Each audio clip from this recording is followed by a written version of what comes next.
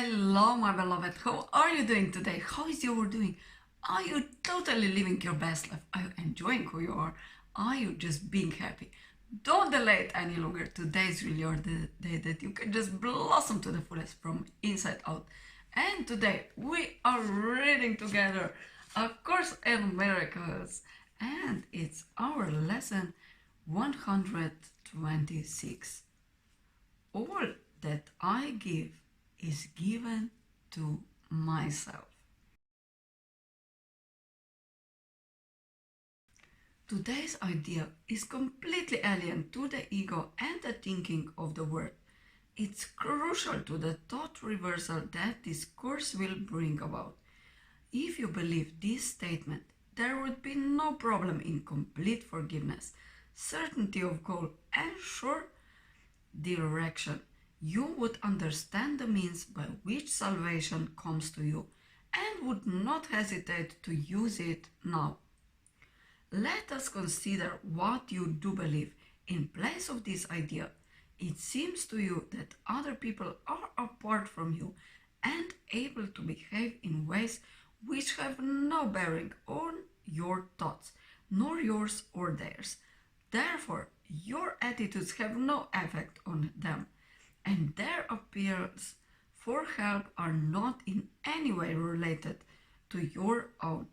You further think that they can sin without affecting your perception of yourself, while you can judge their sin and yet remain apart from condemnation and at peace.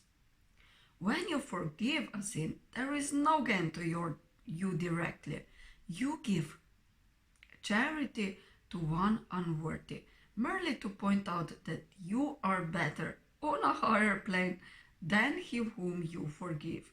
He has not earned your charitable tolerance, which you bestow on one unworthy of the gift, because his sins have lowered him beneath a true equality with you.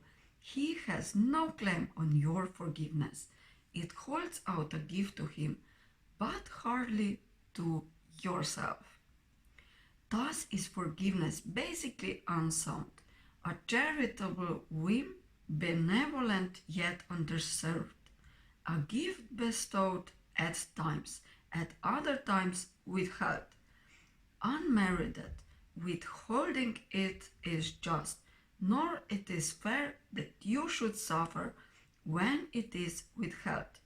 The sin that you forgive is not your own. Someone apart from you committed it. And if you then are gracious unto him by giving him what he does not deserve, the gift is no more yours than was his sin. If this be true, forgiveness has no grounds on which to rest dependably and sure. It is an eccentricity in which you sometimes choose to give indulgently and undeserved reprieve. Yet it remains your right to let the sinner not escape the justified repayment for his sin. Think you the Lord of heaven would allow the word salvation to depend on this? Would not his care for you be small indeed, if your salvation rested on him? You do not understand forgiveness as you see it. It is but a check upon overt attack, without requiring correction in your mind. It cannot give you peace as you perceive it. It is not a means for you release from what you see in someone other than yourself. It has no power to restore your unity with him to your awareness. It is not what God intended it to be for you. Not having given him the gift he asked of you, you cannot recognize his gifts and think he has not given them to you.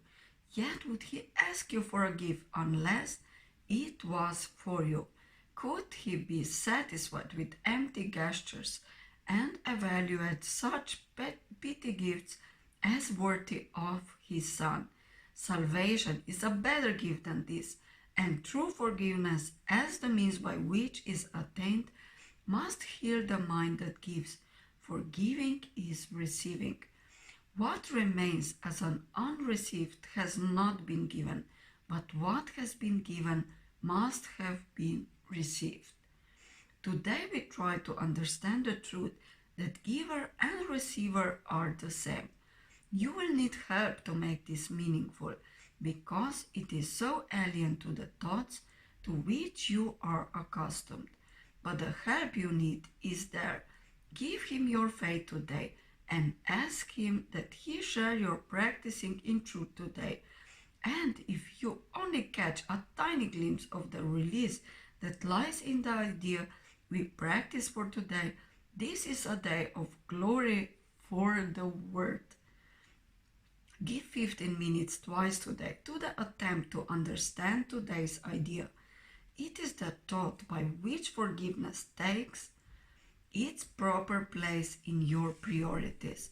It is the thought that will release your mind from every bar to what forgiveness means and let you realize its worth to you. In silence, close your eyes upon the word that does not understand forgiveness and seek sanctuary in the quiet place where thoughts are changed and false beliefs laid by. Repeat today's idea and ask for help in understanding what it really means. Be willing to be taught. Be glad to hear the voice of truth and healing speak to you, and you will understand the words he speaks and recognize he speaks your words to you. In silence, close your eyes upon the word that does not understand forgiveness and seek sanctuary in the quiet place where thoughts are changed. As often as you can, remind yourself you have a goal today, an aim which makes this day a special value to yourself and all your brothers. Do not let your mind forget this goal for long, but tell yourself, all that I give is given to myself. The help I need to learn that this is the truth is with me now, and I will trust in him. Then spend a quiet moment, opening your mind to his correction and his love. And what you hear of him, you will believe, for what he gives will be received by you. Lesson 126. All that I give is given to myself. All that I give is given to myself. So, my loves, have a beautiful day, and you're really who you are. Just blossom to the fullest and thrive. You are beautiful just the way you are. Have a lovely day. Bye.